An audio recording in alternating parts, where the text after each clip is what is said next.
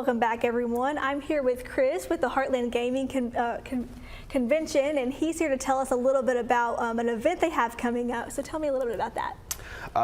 Well, actually, this weekend, tomorrow, we have the Heartland Gaming Con. It's our first year, and it's really big for us because the heart of our purpose behind all of it is actually to kind of develop the gaming community in the greater Southeast Missouri area, because of as a teacher, all the intrinsic benefits, especially for adolescents and gaming, they're massive. So we want as many people to be able to benefit from a better community as possible.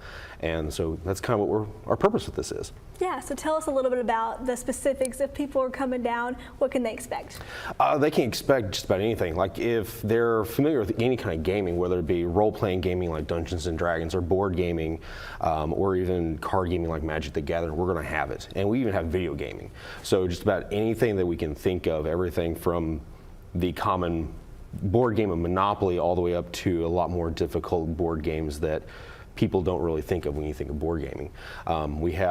We're very event heavy. I think at last count, I counted 55 to 60 individual events that will be going on throughout the weekend.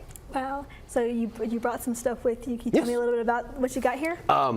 These are actually two. One of the things that we do, it's called, or a lot of gaming cons do, it's called Play to Win. So people will be able to come in, and these are just two of, I believe, 28 games that we have that people can come in completely free to play.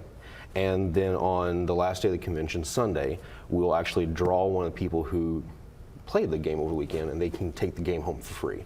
So these are all brand new. They come start from the company. I brought two down. These are actually from St. Louis companies, and they're both very, very prominent companies in the board gaming world. So we are very lucky to have their support.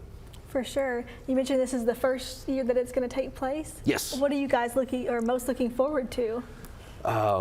Meeting new people, because there's a lot of people we've met through the process. They're like, oh, there's no gamers around here. I'm like, no, there's lots of gamers. And it's just a lot of times we get so caught up in our own little world that we don't realize that just down the street we could have somebody we have a lot of things in common with. So that's really what we're looking forward to. So it's kind of like a big community, right? Can you talk a little bit about the sense of community within the gaming world?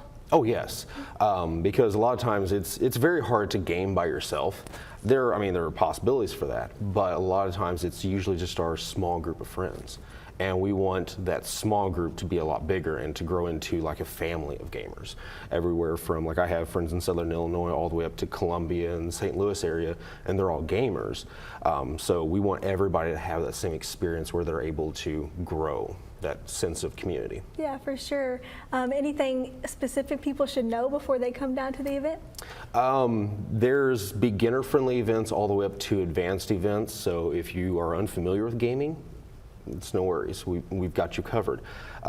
We have a lot of local artists, local vendors. We have, I think, 23 different vendors, so there's going to have the opportunity to actually take home some cool stuff as well. We have Momo's Favorite Treats Bakery from Jackson doing concessions all weekend, so don't have to feel like they're going to have to leave the convention to go find food.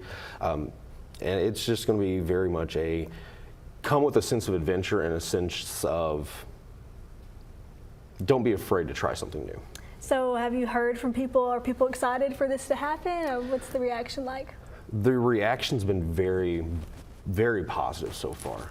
We have a lot of local people who are very excited that we're doing this because there's a lot of gaming conventions out there as local as St. Charles and Indianapolis, but a lot of it is a lot more difficult for people to go to, so they're happy to have something very similar to those closer to home.